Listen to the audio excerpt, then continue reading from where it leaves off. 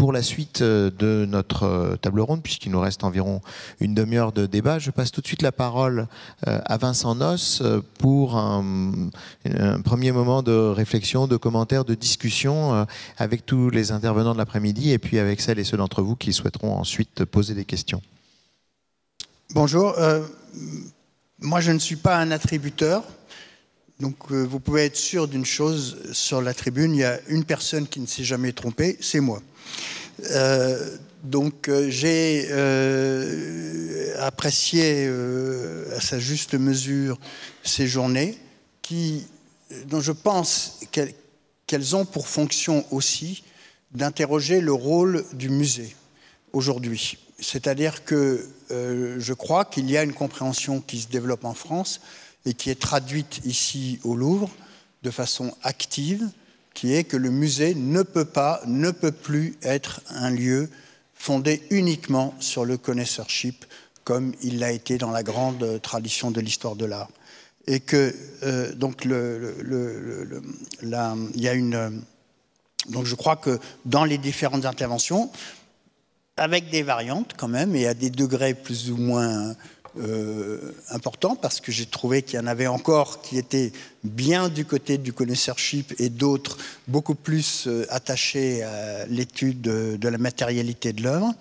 Il y a quand même cette notion que l'histoire de l'art, et peut-être l'histoire aussi, bien sûr, tout court, c'est aussi l'histoire des techniques qui a été longtemps négligée par l'histoire de l'art. Alors, il y a un historien de l'art qui a contribué à former le corpus Rembrandt, qui disait en un quart de seconde, je peux déterminer l'attribution d'un Rembrandt. Voilà, c'est à la fois avec cela, et peut-être aussi contre cela, que je pense le Louvre développe maintenant des recherches plus collectives, associées à ceux des RML. J'ai trouvé que les références aux expositions sont importantes. Les expositions sont des moments importants, y compris de l'attributionnisme, mais aussi de la confrontation avec les sciences dures. Et on attend celle de l'année prochaine, je crois, avec impatience. On a même tenu au Louvre une exposition sur un artiste qui dont peut-être on ne connaît aucune œuvre, qui est Praxitèle, ce qui est quand même un chef-d'œuvre, je trouve, du musée virtuel. Tout est possible. Je voudrais citer un petit cas qui montre qu'il y a des interférences très fortes de l'attribution et de l'attributionnisme avec le contexte politique, économique, etc. Je pense que vous connaissez ce tableau d'un peintre, d'un portraitiste écossais qui s'appelle Henry Webben et qui s'appelle The Skating Minister. Alors vous le connaissez tous visuellement. C'est un révérend qui patine sur la glace, la jambe en l'air, dans un mouvement très chorégraphique, et c'est l'icône de ce peintre qui est d'Édimbourg, qui se trouve au musée d'Édimbourg. En 2005, un ancien directeur de musée là-bas a dit « Ah non, c'est pas de lui, c'est d'un artiste que vous connaissez peut-être pas, mais qui a été étudié par un conservateur du Louvre, qui s'appelle Olivier Mellet, qui s'appelle Danlou ». Alors là, scandale, polémique, controverse, etc. En 2007, un autre directeur du musée lui a répondu en disant « Non, pas du tout, c'est de Webben ». Alors ça peut se poursuivre ad infinitum. Et en 2013, on a fait une étude au rayon X du tableau et on s'est aperçu qu'il n'y avait pas de blanc de plomb sur le visage. Or, dans les 1000 portraits qu'on connaît de Webben, il a à chaque fois utilisé le blanc de plomb. Là, gros problème quand même. Aujourd'hui encore, le musée ne veut pas reconnaître que ça pourrait être d'un autre artiste. Et le Telegraph a titré « Webben, on ose le détrôner par un Français inconnu ». Vous voyez que le contexte peut être aussi influencé. On a parlé par exemple de la redécouverte de Lenain à travers des gens qui sont quand même du cercle de Courbet, donc qui sont favorables au réalisme, etc. Alors, donc les intervenants ont essayé de démentir Carpenter, qui disait que la céramique grecque était la production anonyme d'une école impersonnelle, du moins jusqu'à une certaine époque. Je voudrais, excusez-moi, je voudrais noter que j'ai trouvé très intéressant l'intervention liminaire d'Athéna, dont je retiens qu'elle propose d'objectiver le regard, ce qui va dans le même sens, et qui dit l'attribution, c'est la contextualisation. Anne a posé un autre problème, qui est celui des jalons dans l'œuvre. Là, il y a une discussion qui revient régulièrement dans les attributions, qui sont sur les moments de faiblesse. Si c'est faible, c'est pas de lui. Or, un artiste, même un très grand artiste, peut montrer des moments de faiblesse. Alors on dit oui, mais alors c'est de jeunesse. Alors ça, c'est un des passe-partout dont on peut se servir. Alors, cela dit, peut-être que ce raisonnement ne fonctionne pas pour tous les artistes. Par exemple, quelqu'un comme Léonard de Vinci, bien sûr, qui passait des années et des décennies à revenir sur ses pièces, sur ses œuvres, ne peut plus difficilement rentrer dans ce schéma, mais il peut y avoir des œuvres d'un très grand maître qui sont faibles. Donc c'est un des arguments qui aboutit peut-être aussi à ce qu'on a dénommé comme une impasse, pour reprendre le terme de Philippe. J'ai trouvé très intéressant les passages sur les rebonds sur les échanges entre les pays, entre le nord de l'Europe et l'Italie, qu'on retrouve aussi bien dans les discussions autour des estampes que sur la sculpture, et qu'on pourrait retrouver aussi. D'ailleurs, ça c'est un sujet qui n'est pas tellement étudié, mais qu'on pourrait un jour examiner dans le domaine de la musique, puisque vous savez que les Flamands ont été à l'origine de la révolution musicale italienne. Donc c'est au même moment où ils apportaient d'autres choses en peinture ou en dessin ou en peinture ou dans d'autres arts. J'ai entendu aussi parler de surmoulage qui pose des problèmes dans la période moderne extrêmement complexes et même juridiques parfois. Alors c'est l'une des questions qui se pose d'ailleurs, c'est l'intérêt donné aux graveurs, aux potiers, aux fondeurs, qui va dans le sens de cette étude de l'histoire des techniques. Et vous savez, par exemple, qu'il y a aussi un débat sur les fontes aujourd'hui, dans lequel certains pensent que les fondeurs devraient pouvoir être des attributeurs possibles d'œuvres. Ce qui, évidemment, provoque les hauts cris de ceux qui défendent plutôt les artistes. Et étant donné la manière dont les fonderies ont été gérées au XXe siècle en France, je pense qu'effectivement, ce n'est pas une mauvaise idée de les écarter. Mais c'est encore une autre question. Là, il y a évidemment une autre question que moi j'aurais en tête, c'est la valeur financière, qui a été abordée rapidement par Athéna, et le problème des faux, bien sûr. Quand vous avez un kouros qui est attribué par une historienne de l'art et qui vaut 7 millions de dollars, qui est vendu au Getty, qui après est obligé de le remiser. Là, il y a encore à chaque fois, la pression peut être forte et dans un sens ou dans l'autre. Alors, la dernière chose que je voudrais dire, parce que j'avais d'autres questions ou d'autres réflexions en tête, mais on ne va pas en finir, c'est ce qui est intéressant aussi dans cette dialectique, c'est si effectivement on admet qu'il y a une dialectique entre le scientifique et l'historien de l'art, et qu'il y a une dialectique fructueuse, à quel moment du processus chacun peut-il et doit-il intervenir, et qui a le dernier mot? Ça, c'est une question qui n'a pas été abordée aujourd'hui et qui, évidemment, est la grande question d'une nouvelle histoire de l'art qu'on se propose aujourd'hui d'élaborer. Merci beaucoup, Vincent. Est-ce que peut-être certaines d'entre vous souhaitent réagir tout de suite à cette présentation roborative avec quelques questions stimulantes, mais qui ne peuvent pas rester sans réponse trop longtemps? Alors, peuvent rester le temps de questions de la salle si vous préférez, mais parce que si effectivement vous ne souhaitez pas intervenir tout de suite, alors on peut tout tout de suite ouvrir le débat à l'ensemble de la salle, peut-être en regroupant les interventions par un certain nombre pour qu'ensuite vous puissiez ponctuellement revenir sur ce qui a été dit de manière transversale. Alors il y a plusieurs micros qui circulent et qui souhaitent poser des questions autour de la thématique de l'après-midi. De céramique grecque et travaillant aussi sur les ateliers et donc participant à ces recherches sur l'attribution. Par rapport aux remarques de M. Noss, j'aimerais faire une intervention et peut-être interpeller mes collègues qui travaillent sur ces objets et qui ont défendu la méthode attributive, notamment par rapport au vase du dipylone, et justement demander à Anne Coulier justement cet apport de la méthode attributive par rapport à des identifications de fragments, puisque c'est un énorme jeu de puzzle avec des fragments qui sont dans différents musées. Et justement, ce que permet de faire la méthode attributive, en identifiant des fragments d'une même main et même d'un même vase, et de participer donc à rassembler des fragments qui sont situés dans différents musées et de pouvoir les identifier comme étant en fait celui d'un même objet, qui me semble être une des preuves du fait que cette approche, à mon sens, fonctionne.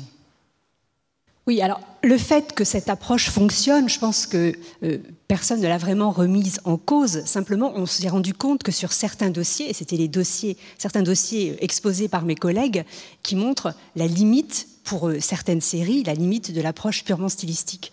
Maintenant, alors sur le dossier du dipylone, effectivement, l'attribution des mains de vase, qui n'avait pas été quand même poussée jusqu'au bout, permet effectivement de revenir sur ce gigantesque dossier en voyant quels peintres travaillent ensemble. Donc, par exemple, si on voit un fragment du peintre de Kunze, on sait que ça a toute chance de pouvoir dialoguer avec un fragment du peintre d'Aisance. Donc, c'est un premier, effectivement, contexte. Enfin, ça aide, ça oriente la restitution, donc la reconstitution de l'individu vase, qui, c'est curieux, mais dans ce dossier du dipylone, c'est ce qui est basique, la reconstitution du vase, qui est le plus compliqué, finalement. Et j'ajouterai un mot sur ce point, puisqu'avant d'être historien des objets et de l'art, je travaillais plutôt sur des textes. En fait, le parallèle qui me semble le plus pertinent, c'est la question du rapport entre stylistique et philologie. Parce qu'en philologie, on a le même type de problème, c'est-à-dire identifier des textes anonymes et les rapprocher les uns des autres. Or, la difficulté de la question du style que vous posez, et qui est posée à nous tous, c'est qu'elle présuppose, je dirais, une individualité alors artistique, esthétique, parfois même biologique, quand on parle de la main, du style. Or, précisément, une partie de la question que pose l'atelier ou les pratiques collectives, c'est l'idée qu'à un moment donné, le style peut être une création collective d'un groupe de gens qui visent à une forme de conformité et qu'il arrive qu'on sache imiter tellement bien, et c'est la question du pastiche, on sache imiter tellement bien quelque chose qu'on ne puisse plus le discerner. Donc je pense qu'il ne s'agit pas de disqualifier une méthode, mais simplement d'en voir les limites ou le dehors. Et c'est en ce sens, il me semble qu'il y a un effet ici de connaissance qui est assez fort dans cette démarche. Alors j'ai vu une autre question. Bonjour, Isabelle Palot-Frossard, directrice du C2RMF. On a été à plusieurs reprises cités, donc je me permets d'intervenir. On a vu plusieurs des présentations qui ont montré l'intérêt, l'apport des études, des caractérisations physico-chimiques des matériaux du patrimoine.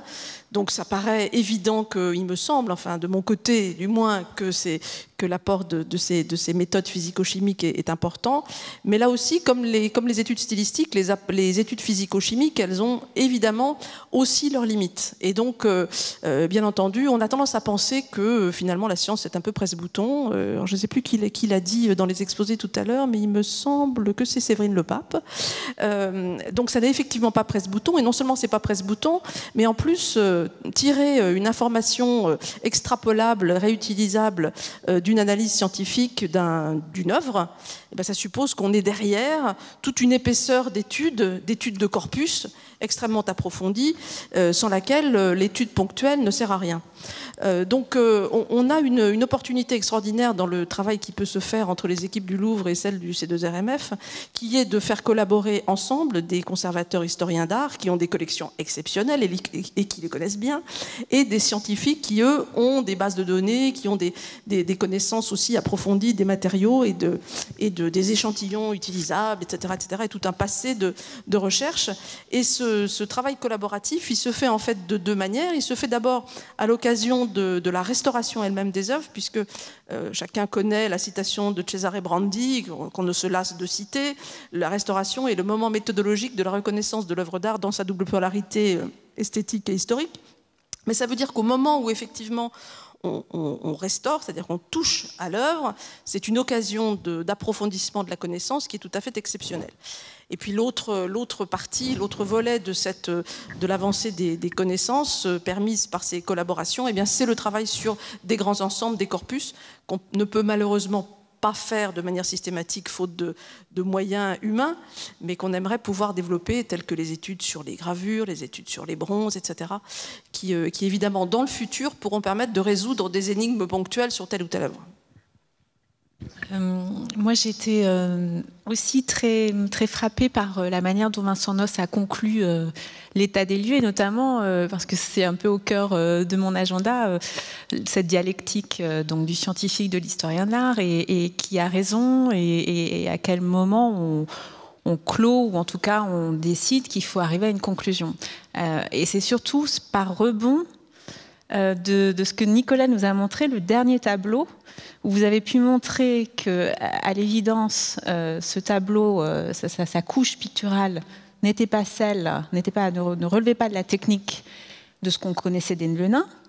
Bon, voilà un fait quand même assez objectif.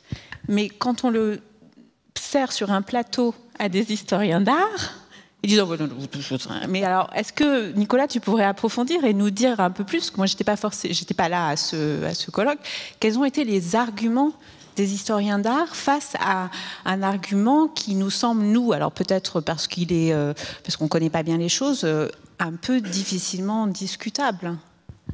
C'est un cas, c'est vrai, particulièrement passionnant, puisque donc ce tableau est quand même un des très beaux tableaux du Louvre, et est considéré comme Le Nain depuis Champfleury, donc ça remonte. Et à chaque fois qu'il a été montré, il y a eu 3 grandes expositions Le Nain, 1934, 1978, donc 34, c'est les peintres de la réalité, l'expo Le Nain qui a suivi, et puis 78, c'est l'expo de Tuilier. Enfin, aujourd'hui, à chaque fois qu'il a été montré, il a été mis en cause par des grands noms, notamment Anthony Blunt, pour citer un Anglais, en l'absence de Neil MacGregor.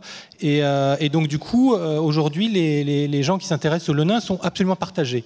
C'est-à-dire que c'est fascinant. On n'a pas parlé effectivement de la logique du consensus. Il y a quand même, lorsque le consensus se fait, on se croit en terrain connu. Et c'est typiquement un tableau pour lequel il y a systématiquement une moitié des spécialistes qui pensent que c'est Le Nain et une moitié qui pensent que c'est pas Le Nain. Alors du coup, nous, on a tous forcément, je pense autour de cette table, une conviction sur l'objet qu'on étudie. Moi, j'ai la mienne, que je vous dis, d'ailleurs elle est dans le catalogue, que je pense que c'est pas un Le Nain, et du coup je me suis dit effectivement ça serait intéressant d'avoir l'apport du scientifique pour aller dans un sens ou un autre, puisqu'on ne sait pas. Et le scientifique effectivement démontre que c'est un type de préparation qu'on ne trouve jamais chez les Le Nain. Alors est-ce la fin de l'histoire? Donc, lors du colloque, on a réuni pas mal de chercheurs qui, effectivement, restent convaincus que c'est sur des critères de style et du regard, donc du connoisseurship qui a été évoqué, restent convaincus que c'est Le Nain.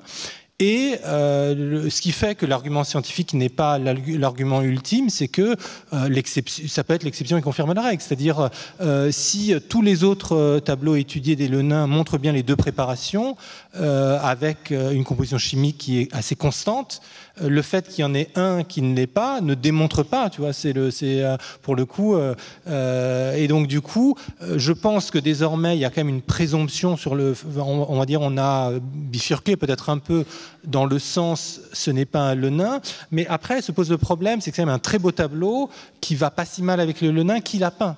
Je pense que cette question-là, moi, je suis convaincu que cette question-là sera tranchée le jour où on mettra un nom qui convaincra et qui sera, pour le coup, je pense, pas Le Nain.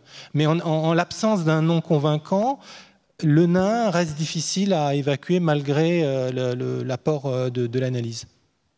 Et alors, Vincent? Oui, vous savez peut-être que dans le même ordre d'idées, on a trouvé que le Rembrandt était le seul à avoir utilisé du sable dans ses fonds.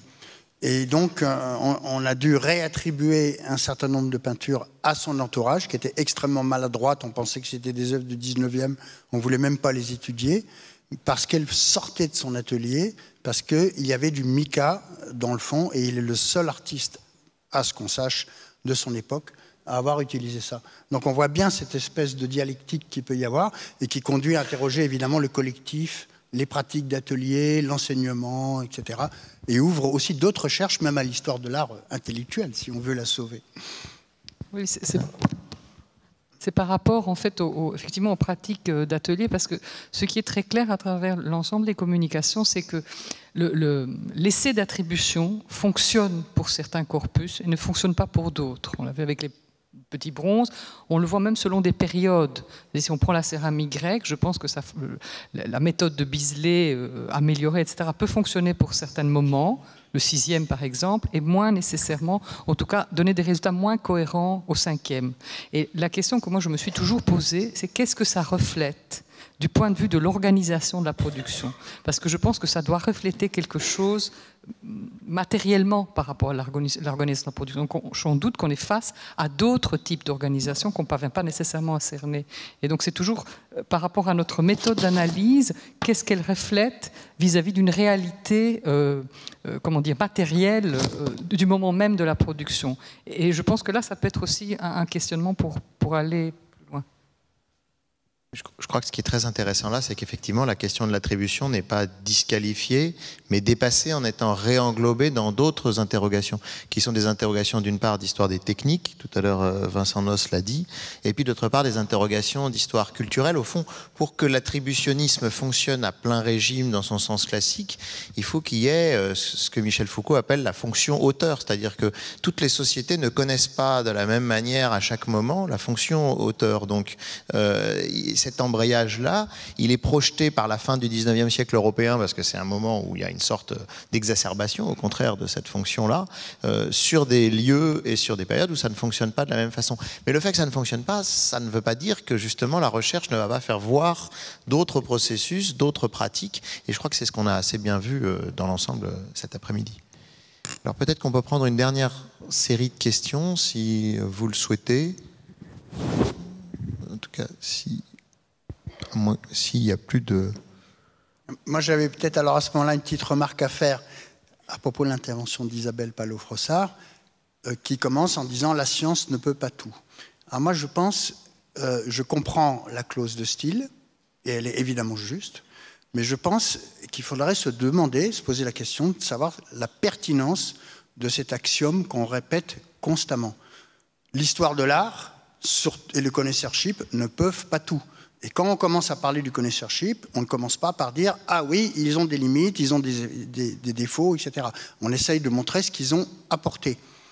Et la science dure, je pense que c'est la même chose. Aujourd'hui, il faut réhabiliter la science et l'histoire de la science dans l'histoire de l'art, plutôt que de constamment commencer en disant « Oui, bah, attention, hein, on ne peut pas tout, hein, on peut se tromper. Oui, évidemment, on a des limites, on peut se tromper, on ne peut pas tout. » Mais à répéter cela, on minimise la valeur et l'importance de la refondation de l'histoire de l'art. Je crois qu'on ne peut pas soupçonner Isabelle de minimiser l'importance du laboratoire. Justement, venant d'Isabelle... C'était plutôt une élégance et une clause de style. C'est une figure de style, mais peut-être que cette figure de style mérite d'être interrogée. Philippe voulait ajouter un mot. Bien, moi, j'ai été pour ma part très heureux de vous l'entendre dire, non pas dans cette espèce d'ambition de concilier ces deux choses qui sembleraient deux méthodes irréconciliables, qui seraient l'attribution d'un côté et l'analyse scientifique de l'autre, mais simplement de tâcher tous d'opérer dans le même paradigme, c'est-à-dire de la science ouverte. C'est-à-dire de pouvoir faire qu'on puisse critiquer et comprendre les résultats. Que si on nous dit c'est d'un tel, ou cette analyse montre une divergence, est-ce qu'on peut certainement ou pas en déduire que c'est la caractéristique d'un atelier ou autre chose qu'on ne comprend pas. Donc la vraie question, elle est là. Elle est dans l'interprétation du résultat et de l'hypothèse de départ, et que nous partageons tous, laboratoire et historiens. Alors, il y a une dernière question pour Vincent Rondeau, et puis peut-être Anne veut réintervenir ensuite. Vincent. Oui, pour ajouter une perspective peut-être archéologique à cette question de non pas de science, mais de technique d'investigation physico-chimique, si vous voulez bien, puisque toutes les pratiques que nous avons sont des sciences. Mais la question ADN, par exemple, qui a fait irruption depuis quelques années dans l'archéologie et singulièrement dans les questions des successions dynastiques des pharaons égyptiens et singulièrement dans celle de la famille de Toutankhamon. La démonstration qui doit être faite que les résultats ADN qui sont obtenus n'ont de valeur que s'ils sont replacés dans le contexte de ce que nous savons par les sources historiques et archéologiques. Ils ne peuvent pas être utilisés seuls pour apporter une réponse qui ne souffrirait pas de commentaires. C'est comme ça et pas autrement.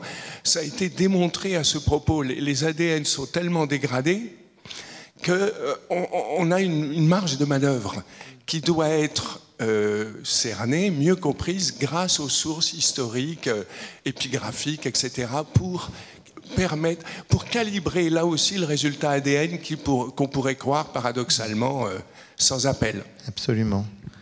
Et une dernière intervention, Anne Coulier. Je ne souhaiterais pas que le public quitte la salle sur une vision simpliste de l'opposition entre les sciences dures et effectivement l'attribution qui serait arbitraire. J'aimerais dire que, bien sûr, il y a forcément une approche subjective dans l'attribution, mais que on peut toujours donner ces critères distinctifs, et cela, moi je prendrais l'exemple de Coldstream, qui est vraiment un immense savant et qui a passé sa vie à travailler sur justement l'étude des styles géométriques, mais on voit très bien que dans son tableau et dans sa liste, il y a des choses qui peuvent être améliorées et on peut mettre en regard les critères qu'il donne dans ses regroupements et ceux qu'on peut faire jaillir d'autres rapprochements.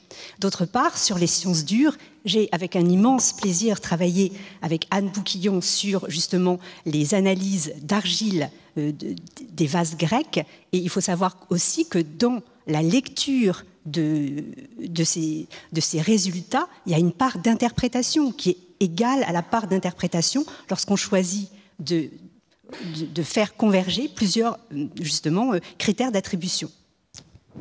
Merci beaucoup. Effectivement, je crois que ça nous fournit une conclusion idéale pour la table ronde, puisqu'on a vu ici comment la recherche au musée se structurait. On a parlé du rôle de l'exposition.